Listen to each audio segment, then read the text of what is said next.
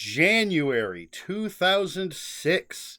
It's a brand new year, but everything remains the same. I'm living in North Ridgeville, working at Norlake Manufacturing, building transformers, already learning that it's not the greatest business, at least from a worker's standpoint. And reading books. That's what we're here for, to talk about the books. Didn't read a lot, only 6, but let's dive in. The first book I read in January of 2006 was Kitty and the Midnight Hour by Carrie Vaughn. This is the first in apparently 16 books. First of apparently 16 books. And our main character is Kitty Norville. She's a werewolf. But nobody knows that. She lives in Denver, and she has a radio show. It's called The Midnight Hour. And it's a call-in, like a call-in advice show where closeted supernatural creatures call in for advice. There's probably some humans in there too, but there's like a vampire mafia family that wants the show taken off the air. They've hired somebody to kill Kitty. Excuse me. And she comes out on the air, comes out as a werewolf, and ends up working with the police to help them solve what seems to be a werewolf-related crime.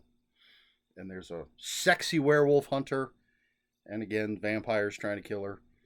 It's your urban fantasy stuff, starting a new series. And I've read a few. We'll talk about these more as they come up on the list.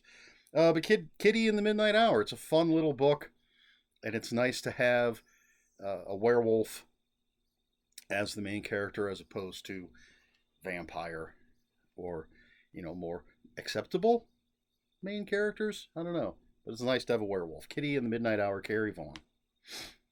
Next up, switching gears, doing something completely different-ish. I mean, not for me, but definitely different than Kitty in the Midnight Hour. Mr. Monk Goes to the Firehouse by Lee Goldberg. This is a media tie-in novel for the TV show Monk. I enjoyed the show well enough. I haven't seen every episode. I've probably seen just the tiniest amount of episodes. My mother's a huge fan. I bought her the complete series on DVD. And she might still own all of these books. But anyway, just in case there's anybody who doesn't know, Monk is a former cop with, I suppose, OCD would be the diagnosis. His wife was murdered, and it was never solved. He had a breakdown, so he doesn't work for the police force anymore in an official capacity, but they do bring him on as a consultant. And he has in the earlier seasons, he had a caregiver or an assistant, named Sharona. She left. Then Natalie became his assistant. And in this book, Monk's home is being fumigated, so he's staying with Natalie and her daughter, and he's driving them crazy because he's rearranging everything in the house because of his OCD. Everything has to be, just right and symmetrical and even and all that kind of stuff. Meanwhile, the local fire dog is dead, and there's been a mysterious fire, and so Monk is investigating. And somehow, of course, the dog death is going to tie into the fire. If you're a fan of the show Monk, you're going to enjoy these books. This book in particular, since that's the one I'm talking about. If I recall correctly, I think it would be difficult. You'd have to be a pretty poor writer to not get Monk and write him well as a character, because he has such specific character traits. You might convey those poorly, I suppose, but I don't think that's the case here. I think Lee Goldberg does a good job of capturing the characters and telling us an interesting story. Monk was one of those USA shows, Characters Welcome, where you had, you know, a sort of singular trait defining their characters. And in a show like Monk, it was almost more about his character and his interaction than it was the mystery. The mystery was almost secondary. Sometimes it was. And Captain Stottlemyre, I believe, police captain, was played by, I can't think of his name, but it's the guy that played Buffalo Bill in Silence of the Lambs. I can picture him perfectly. Ted Levine. That's who it is. He played Captain Stottlemyre. It was interesting to see him playing not a crazy serial killer. Anyway, Mr. Monk goes to the firehouse, Lee Goldberg. Next up, Deadbeat by Jim Butcher. This is a one of the Dresden Files. I think it was number 7, if I remember correctly, looking at Amazon. And so Harry Dresden is a wizard who lives in Chicago. This is urban fantasy. He's a private investigator who's a wizard. And most people don't know that wizards and vampires, werewolves, and all these things exist. But at the very least, the Chicago police force does. They have a unit called the Special Investigations Department. It is headed by Karen Murphy, who has worked with Harry, is a friend of Harry's, and this vampire basically blackmails Harry into helping her. He needs to do what she wants, or this vampire will wreck Karen Murphy's life. And what the vampire wants is the word of power? Something that I can't remember exactly what it is, but something that will give this vampire unlimited power. Of course, there are other people after it. Harry's got to figure out what it is, where it is, how to get it, how to save Karen Murphy without giving this to the vampire and keeping it out of the hands of any of these other people that are after it. It's a Dresden Files book. The ones I've read have been plenty entertaining. If you like urban fantasy, I don't think you can go wrong with the Dresden books. Then we have The Backwoods by Edward Lee. This is one of the leisure paperbacks. And in this, what is the main character's name? It is, well, Patricia. Patricia lives, I believe, in Washington, D.C., but she's got to go back to her small backwoods town where she's from for her brother-in-law's funeral. When she gets back, she's having sexy dreams, disturbing sexy dreams, and there's also tons of murder and mayhem and stuff going on, and she's got to figure out, while she's there, she's got to figure out what's going on. Why is she having these disturbingly sexy dreams? What's happening to the people in her town? There's a lot more going on, but you don't need to know everything. Great stuff. Great Edward Lee. This is the 3rd, 4th, 5th, I don't know, of the leisure books from Edward Lee that I've read. I think I've only read one non-leisure Edward Lee up to this point, and that was the one he wrote. That was The Teratologist that he wrote with Wrath James White. That was super extreme. The leisure stuff by comparison is pretty tame, and it's pretty extreme.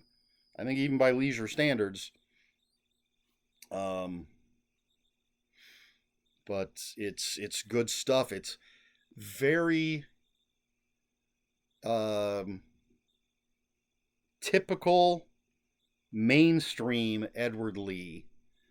I think all the hallmarks of his storytelling, his settings and things are there. But The Backwoods, Edward Lee, it's good stuff. I really want to reread all the Edward Lee leisure and a bunch of the other stuff, but the leisure books, I like a good paperback. The penultimate book that I read in January 2006 The Radioactive Redhead by John Zakur and Lawrence Gannam. I think that's what it says. Still writing things down in this notebook with a very light pen. It's black ink, but it's very light and it's difficult to read. But The Radioactive Redhead, John Zakur and Lawrence Gannam, part of the Zachary Nixon Johnson noir science fiction mystery series. Excuse me. And so Zachary Nixon Johnson is a private detective in the future, and in this book he is protecting Sexy Sprockets, who is, according to the description, a talentless teenage media superstar. But Zachary is protecting her from terrorists, and meanwhile there are three, how to describe them, psychic dominatrices who are bent on taking over the world, and Mr. Johnson's going to have to deal with that as well. I really enjoy these books. They mix good old noir private eye stuff with sci-fi with a light touch. The covers are very pulpy, and I mentioned this before in one of the earlier discussions of one of these books where like there's flying cars that are automated, but Zachary Nixon Johnson is kind of a throwback. He wants to drive the car himself, and he likes old stuff. So it's really fun. The Radioactive Redhead, John Zakur, and Lawrence Gannam. And the last book, and that is a book that I would like to have again. I need to keep my eyes peeled when I'm at the used bookstore to find this series again. It was a lot of fun. The reason I mentioned that is because the same applies for the next book, which I think would be even harder to find. Jason X, The Experiment by Pat Cadigan. Another media tie-in, this time obviously with Jason X. And in this book, it takes place on Earth 2. It's after the movie. Any of the Jason X books would have to be after the movie because he doesn't become Jason X until past the middle of the movie. But anyway, it takes place on Earth 2. Jason X is in the hands of the military, who essentially want to clone him and create a private army of unkillable murder machines. And you know that things aren't going to go their way. This is Jason X Voorhees. And it's the thing with this book is there's a huge section of it that is a lot of character development and story that doesn't involve Jason. So if you're a big fan of Jason X, definitely read it. If you're just dipping your toe, or if you're just a casual fan, maybe it's one you could skip. But Jason X, The Experiment, Pat Cadigan. And that's it. That's everything that I read in January 2006. Question for this video. Don't recall if it has specifically come up before. What are your thoughts on Jason X? I happen to be a fan of the film. I saw it in the theater, and it's not the best Jason movie or Friday the 13th movie. It doesn't have Friday the 13th in the title, but it's still part of that series, essentially. It's not the best, but it's not the worst. It is part of the beautiful box set that I have of all the Friday the 13th movies. But I thought it was fun. Plus, it's got a David Cronenberg cameo. You can't go wrong when you got David Cronenberg. It was an interesting way to go. It's become sort of a trope, or at least a joke, that any franchise that goes on so long is eventually going to end up in space, which we've had the Friday the 13th franchise, the Leprechaun franchise, the Hellraiser franchise, technically the Fast and Furious franchise, but I haven't seen that. Are there any others? Am I forgetting any? Are there any other horror franchises that ended up going to outer space? Let me know what I'm forgetting, if there are more. But I thought it was fun. We get to see sort of classic Jason, and then we get the upgraded Jason, Jason X. There's some great kills. One in particular that a lot of people say is their favorite kill of the franchise. And there's one kill that I like because of the really terrible pun that's involved. Not like a one-liner from Jason or anything, but something somebody else says. It's fun. I like it.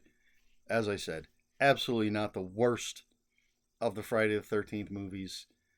And I think there's a certain point where you have to start going in with very light expectations and a good sense of humor when it comes to the Friday the 13th franchise. A lot of long-running franchises.